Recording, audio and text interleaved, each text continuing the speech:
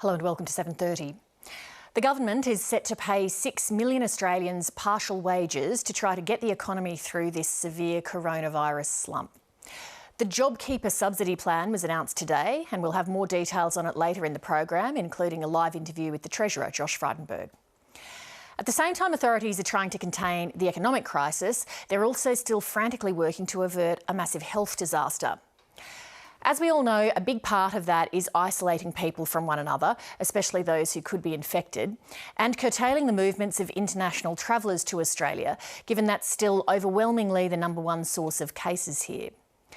So that's why so many people remain dumbstruck by a decision just under 2 weeks ago to let almost 3,000 passengers disembark from the Ruby Princess cruise ship in Sydney without any health checks. 215 passengers have now tested positive for coronavirus, with 2 deaths. Tonight, Paul Farrell and producer Alex McDonald trace just how far the virus has spread from that one ship.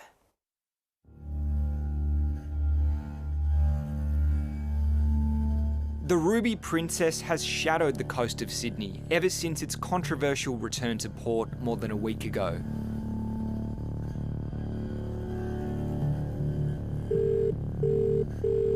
Hi, June. How are you feeling?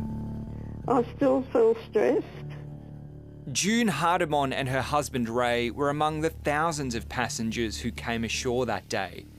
It was an engagement present for my grandson and his fiancée. After she returned home, June began feeling unwell. I felt nauseous a few times on and off and had a few temperatures. I am an asthmatic and I have a lung problem. She said, you're at high risk. So that's what we did. And then the next day I got the results to say I was positive. The news came as a shock to 74-year-old June and husband Ray, who is caring for her. With this virus, it's something that cannot be played around with. And me being at high risk, of course it has caused a lot of stress in my body. I'm very worried about my parents. I haven't been able to see them after they came back from this cruise. And all I want to do is hug Mum and Dad. In an email exchange with Princess Cruises the day before the ship docked, their daughter was told, "We have a ship full of healthy guests and healthy crew. There are no coronavirus cases on board." 7:30 asked the ship's owners, Carnival Australia, when the health situation changed. The company didn't respond. I was told that there was no one on that cruise ship with COVID-19 or ill passengers. They were herded off the Ruby Princess like cattle. Passports were not checked, ID cards were not checked. I found it was very frightening because I thought one lady on the ship had died. And that upset me, and I thought, well, dear, I don't want to be the next one. The 2,700 people on board have now spread far and wide, returning to homes in Wollongong, Port Augusta, Darwin, Melbourne, Moreton Bay, and even abroad to the United States. Closed environments where people mix together intensely, such as cruise ships, prisons, aged care facilities are all at high risk for outbreaks, and when those outbreaks happen, they tend to be more severe than outbreaks in other settings. Passengers from 3 other cruise ships also disembarked in Sydney in the last 2 weeks. Karina Rogers and her daughter were on the Voyager of the Seas, which arrived in Sydney on March 18. It started out really good. Everyone was happy, everyone was drinking, there was music. We had a great time. During the cruise, they met Gary Kirstenfield and his wife Jenny. 5 o'clock every day, we sit at the same table, and they were just another couple with their daughter. Gary was funny. He was always had something to say, always smiling. Really just he had a lot of personality. Last week, they turned on the news and were shocked to discover that Gary had died in hospital days after testing positive for coronavirus. it didn't really hit home until last night when we heard about Gary, because there's a death on the ship now. Like, that's how quick this has spread. Karina now has coronavirus too. But it was a big shock because I thought, what am I going to tell people? While the Voyager was still at sea, it was rerouted to the Port of Eden on the southern coast of New South Wales, a community heavily affected by the summer bushfire disaster. We have one district hospital which has a handful of anaesthetists, a handful of ventilators, and it's not equipped to deal with a mass outbreak. Merimbula GP Jacqueline Brown campaigned with 40 other local medical practitioners to oppose the cruise ship's arrival. They succeeded, and the ship was diverted to Sydney. I think we had a near-miss situation that we were able to foresee that this posed a risk to our community. I still feel sick to my stomach that we transferred the problem to Sydney. Anywhere where those passengers went, there is a risk of outbreaks taking off. New South Wales Health did not respond to 730's questions about the decision to reroute the ship. A spokesman for the Department of Premier and Cabinet said that the Police Commissioner is now managing cruise ship passengers. I can say the federal government has, either late last night or early this morning, issued notices to any cruise ships in Australian waters to return to your port of commencement. Bronwyn Meredith is doing everything she can to support her parents from afar. I hope Mum makes a recovery. I don't want to lose my mother. I don't want to lose my father either. This is breaking my heart every day. And I have to be strong for them. Many of you have been sending us videos, information and tips about your current experiences, good and bad. Thank you very much. Please keep them coming to us at 7.30@abc.net.au. It's not just people returning from overseas facing tougher restrictions. Indoor and outdoor gatherings are now limited to 2 people, and all of us have been urged to stay inside as much as possible. There are early signs that these measures might be working. Dr. Norman Swan takes a look from his own self-isolation now that he's developed cold symptoms. For the last 3 weeks, we've been talking about social distancing and responsibility. Well, over the weekend, I came down with the symptoms of the flu. So I self-isolated, and this morning I went and got the test. Now, I'm sure it's just man flu, but if it's not, and I do come back positive, then I'm one of a growing number of Australians who have caught COVID-19 from community spread. In other words, no contact with somebody with COVID-19 or being overseas. This chart shows the number of community cases in New South Wales where the source of infection can't be identified. This relatively rapid rise in community spread is an underlying concern, despite the good news from the government that the rate of increase in COVID-19 cases has been slowing over the last few days. This time last week, the rate of increase on cases was up around 25 to 30% a day. That rate now, over the last few days, has fallen to about 13 to 15%. Part of this has been the testing regime.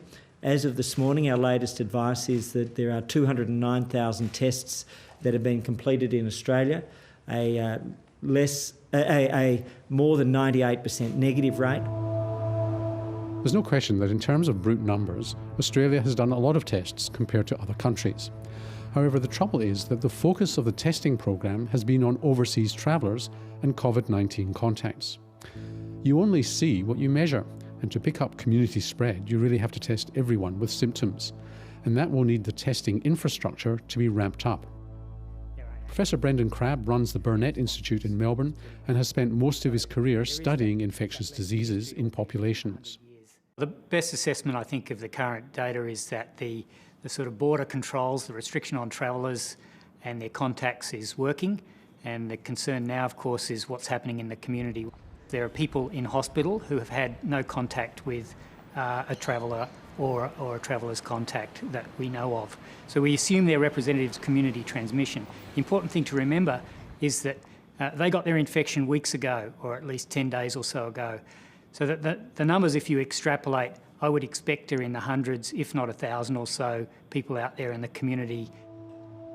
The government is getting closer to what seems like a full lockdown, with restrictions on the number of people you can have round to your house and isolation of older people to protect their health.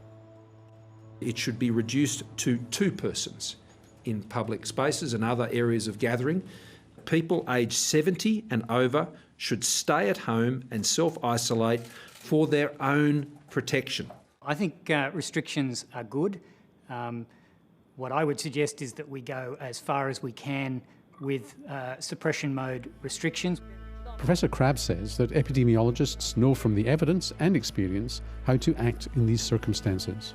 The go hard, go early approach is pretty standard pandemic practice in a circumstance where you don't have the tools to do all the contact tracing in the community, and clearly we don't have those tools at the moment. So it's a perfectly reasonable approach. The approach that the government and the officials are taking at the moment is also a reasonable approach, and they're very good at their job, and I understand why they're doing it. But it is the moment in time, and the only moment we'll have to be having this debate. And I'd like it to be had, and I'd like it to be had in the open, but this is not some maverick left field idea. This is a mainstream approach to go hard when the numbers are at their lowest. One of the statistics that's made this situation even more confusing is the case fatality rate. That's the proportion of people who die compared to the total number of people infected. And that percentage has varied a lot around the world. I think it's very dangerous to make ironclad comparisons between countries. We haven't seen yet in Australia the sort of fatality statistics that have occurred in other countries more broadly throughout the population. A Lancet paper last week tried to make sense of the mortality rates. Confusion is common in the early stages of a pandemic because the statistics are so uncertain. So the researchers used the Diamond Princess cruise ship as a natural experiment because every case was known and captive on board. The mortality rate from the Diamond Princess was just under 1%, and they were an older, higher risk group of people. So the average is going to be lower than that. Does that mean then that we're panicking over nothing? The low mortality rate in Australia is a sign of success. Those in authority have done a good job to date, so there's been a lot of testing. That means the denominator is very high, the number of positives relatively is quite low, and so the death rate looks quite low. Independent experts like Professor Crabb say they need to see the government's modelling in order to properly assess the merits of its current approach. And today, the Deputy Chief Medical Officer announced that, in fact, that will happen, and they will release the modelling later this week.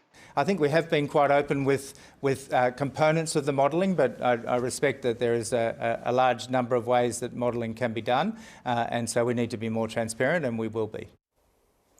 Up to 1 million Australians have already lost their jobs thanks to this pandemic, and many businesses have closed. The government today announced a $130 billion wage subsidy plan, and the Treasurer will join me in a moment. First, Carrington Clark reports on the human face of the jobs crisis. This is the last shift for this cafe in inner West Sydney, another casualty of coronavirus. At first, we went into sort of survival mode of how we're going to get the business through this time of serving people, whether it be home delivery or through our takeaway window, all those sort of things. And at the end of the day, when all's said and done, I don't want to be responsible for people getting sick. I don't want my team to get sick while they work for me. Tell you what, when we open again, I'll give you some more crumpets. Dylan hopes it's only a temporary closure, but says the most difficult task was standing down his 10 staff. We'll be here when you come back. It was one of the hardest days of my life. We were fighting so hard to give them jobs to do. Our head chef is having a baby next week, and she's currently on leave. I wanted her to have a job when she comes back. Today I announce that we are committing $130 billion over the next 6 months to support the jobs and livelihoods of what we anticipate of being almost 6 million Australians.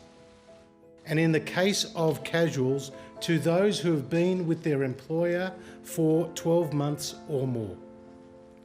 From today, employers and sole traders will be able to apply to the Australian Tax Office for workers that are on their books as of the 1st of March. The payments will flow from the first week of May and be backdated to today. Today, the government has announced it will provide a $1,500 a fortnight wage subsidy for businesses like Dillon's that keep their workers on. With every eligible employee receiving the same. But Dillon's worried about his cash flow, given the business is closed. Our intention is to hang on to as many of our staff as we can, but there's certain hoops that we now need to look through. It sounds like the payments won't come to us as an employer until May. Most hospitality businesses run on net profits of 5%, some less, some more. So it'd be interesting to see how many businesses can actually sustain payroll for a month without having to borrow money. So in theory, these are policies that should work and they should support employment and economic activity over the next few months. The issue, though, is that most of these policies are largely untested because we are going through a situation that is largely unprecedented. And so we're drawing on policy options that in previous downturns or recessions would never have been considered. Beth Feigl is a casual Pilates instructor who saw her livelihood disappear overnight. It was quite a sudden cut. So one day everything was as normal, and then the next day, that's it, we had to shut the studio. So there wasn't really any pre-warning that it was going to happen, and just we all found ourselves out of work on that day. She's now isolating at home with her husband and 5-year-old daughter. I am quite worried about the next 6 to 12 months. When we originally lost our jobs, we were told 2 weeks, and then we were told perhaps 4 weeks, and now it's obviously just a huge unknown. Beth should be eligible for the wage subsidy because she's been a casual at the same place for more than 12 months. When I heard the announcement, I did feel positive. Financially, $1,500 would help enormously. We've been advocating now for many weeks for a wages subsidy, and the reason why is because we've seen that work in other countries that stem the flow of unemployment. However, we're a bit concerned that a lot of casuals will miss out. So we'd like to see a change of definition there. At the moment, they're saying that you've got to have worked for an employer for 12 months. Matthew Canning has been running his joinery business for more than 4 years. I put everything I had into starting my own small business. So I sacrificed everything I had, put every cent I had into it to buy machinery, rent a space, and yeah, I've been doing it ever since, reasonably successfully. He's finishing off a couple of jobs, but there's little work on the horizon. Phone inquiries have all but dried up completely. Previously, I would have been getting 3 or 4 a week. I've had a couple of jobs go on hold, one that's ready to install, but we can't in good conscience have other tradesmen and myself inside someone else's house at this time. Last year, my operating costs were in the $60,000 range. Almost 2/3 of that is taken up by rent. It's not sustainable for a long period of time, that's for sure. As a sole trader, he is eligible for the payment, but worries it won't be enough. I'm just trying to keep my business alive, as I know a lot of sole traders are. So yeah, if this goes on for many months, then further assistance, particularly with rent and things like that, would definitely be welcome. The government has signalled there are more measures to come to keep businesses afloat.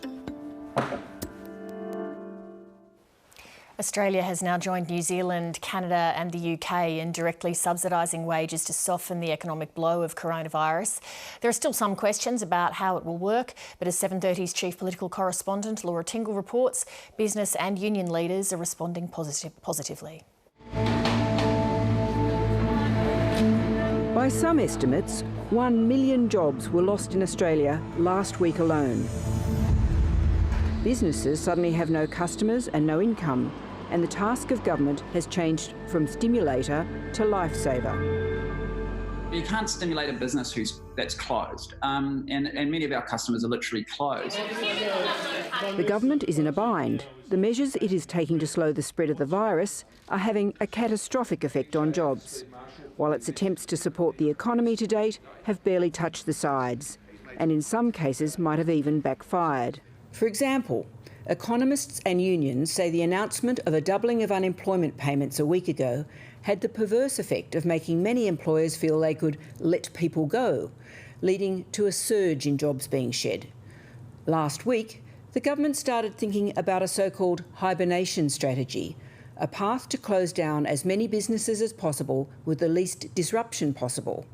If costs like rent, energy bills and tax can be frozen, businesses can start up again that much quicker when the pandemic clears.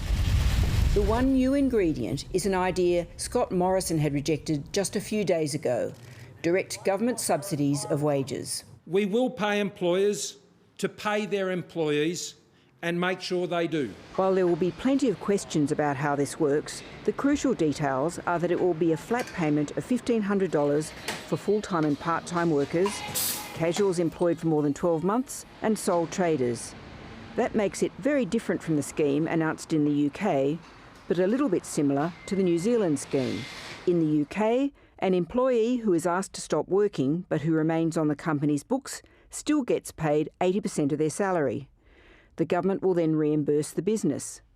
Self-employed workers like cleaners, tradies, musicians and hairdressers are also eligible for cash payments if they have annual profits less than £50,000 and can demonstrate a loss from the virus. The cap for all workers is £2,500 per month. New Zealand is asking companies to keep paying 80% wages to workers that have been stood down, but it is only subsidising a flat rate of just under $600 a week for full-time workers and $350 for part-time workers, a substantially lower cap than the UK after conversion. It's more generous than New Zealand's scheme. It's broader than the United Kingdom's scheme, as it applies to all employees, not just those that have been stood down. The opposition had been urging the government to move faster on wage subsidies for some time. This is a step in the right direction. We welcome the government's change of heart. It was only last week that they were dismissing going down this path. We're pleased that they've changed their mind. The intent of the $130 billion measure announced today is to keep up to 6 million Australians connected to their workplace rather than joining the dole queue. It also relieves immense pressure on government itself. It's not just the number of ICU beds and ventilators at issue, but the capacity of government workforces and IT systems to deal with a surge in demand for assistance. Fixed ideas and ideologies are falling thick and fast in this crisis. Balanced budgets and small government for starters. And the Treasurer, Josh Frydenberg, is with me live from Canberra. Thanks for your time, Treasurer. Nice to be with you. There are 12,900,000 Australians in the workforce, and the Prime Minister today said that this JobKeeper allowance will go to about 6 million people. Does that mean that the government thinks that half of all Australians are set to lose their jobs? No, what it means is that people will either be stood down or continue to work, and that their employers will be eligible for this particular scheme. What we've tried to do here, Leigh, is to reduce the cost to businesses of employing people so that more people stay in a job, but also to ensure there's a formal connection between employers and employees, because we know there's going to be a recovery phase after the coronavirus, and if we have that formal connection maintained, then the recovery will be a lot quicker and easier. As of 7 p.m, more than 30,000 people had already registered for this, but employees won't get their money for about 4 weeks or so. What do they do in the interim?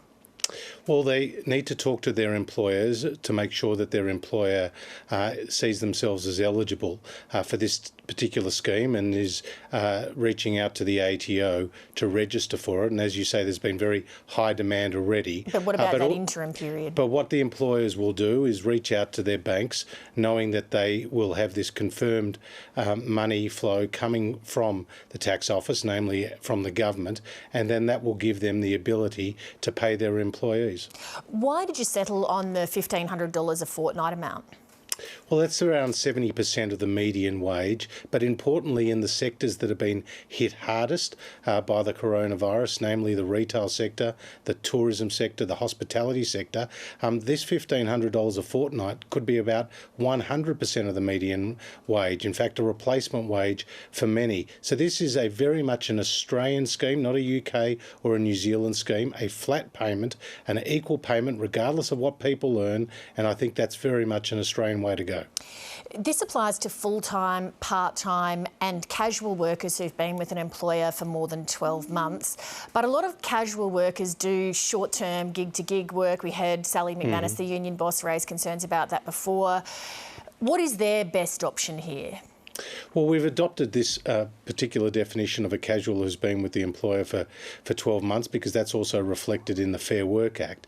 But there will be casuals who are not eligible for the JobKeeper supplement. So what they will do is go onto the Job Seeker supplement, which is available to them at $550 on top of the old New Start or Job Seeker payment as well. And that is a considerable amount of support at a very difficult time, and as you know, was effectively a doubling of what was previously available for people who had lost their job. We saw those big queues at Centrelink last week. Has the ATO been resourced so that we're not going to have the same sort of bottleneck for people now?